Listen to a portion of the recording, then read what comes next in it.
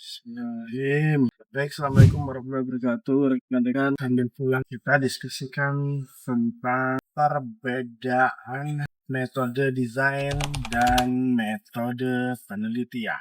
Kalau saya sendiri entah sebagai reviewer, entah sebagai pembimbing, tugas akhir, dan juga sebagai penguji, itu saya seringkali melihat ya karya-karya rekan-rekan di kafe itu banyak yang masih salah tafsir atau salah tangkap ya, salah penggunaan terkait dengan metode mendesain dan metode meneliti, metode penelitian dan metode desain. Dua hal ini sebenarnya adalah hal yang berbeda. Jadi kalau Anda memang mendesain ya, bahasanya langsung aja perancangan ini gitu ya, bukan penelitian ini. Kalau memang mau merancang, mau mendesain langsung aja berarti Anda butuh metode desain. Kalau Anda mau meneliti berarti Anda butuh metode penelitian. Distingsi dari keduanya ini, perbedaannya itu ada dari beberapa aspek ya. Dari satu sisi sendiri, meneliti itu adalah proses mencari tahu, membuktikan, menguji yang dimulai dengan sebuah pertanyaan untuk menjawab pertanyaan dalam konteks akademik penelitian. Bisa jadi ingin mencari tahu ya,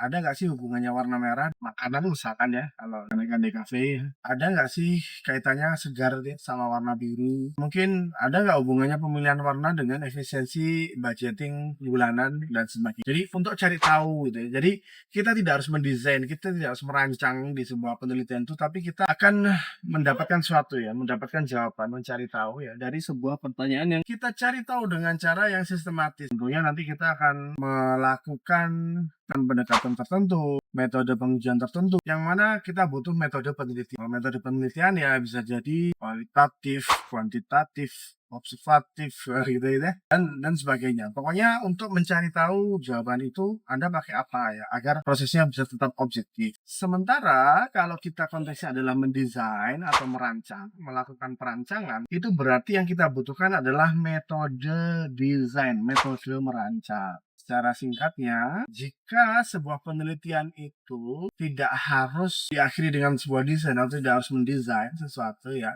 tidak harus itu berarti tidak selalu ya, berarti ada kalanya memang dalam meneliti itu kita harus merancang sesuatu untuk intervensi misalkan. Tapi dalam konteks desain itu, mau tidak mau itu harus dimulai dari sebuah riset, penelitian. Minimal sederhananya adalah Anda riset tentang target audience, karena itu adalah hal yang paling krusial. Kepada siapa Anda bicara adalah senjata Anda untuk bisa berargumen pada setiap keputusan desain yang Anda ambil. Pemilihan huruf, tata letak, gaya bahasa, itu akan selalu mengacu kepada siapa sih ini dikomunikasikannya atau pesan apa yang disampaikan ya. Jadi setelah kepada siapa, pesan apa yang disampaikan dan mencari tahu itu. Jadi singkatnya kalau meneliti itu tidak harus mendesain, tapi kalau mendesain mau tidak mau harus mencari tahu ya, melakukan riset.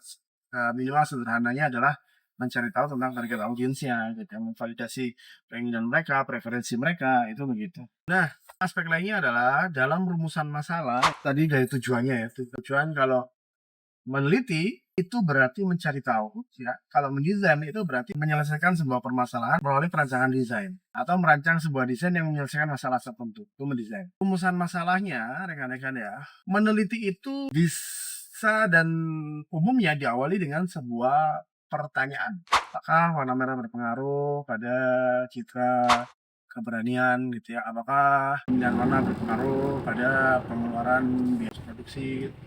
Apakah warna vintage itu selalu menyimbolkan ini dan itu? Jadi apakah gimana dan segala macam gitu ya untuk menjawab pertanyaan ini. Kalau mendesain rumusan masalahnya itu, kalau hemat saya harusnya bukan pertanyaan.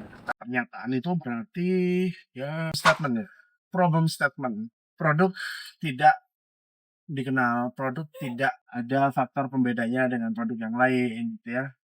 Dan produk belum mencerminkan tertentu, belum relevan untuk target market tertentu, tidak adanya sistem navigasi pada sebuah gedung, belum adanya infografis yang relevan. Jadi semua hal itu bisa diidentifikasi untuk dilakukan perancangan.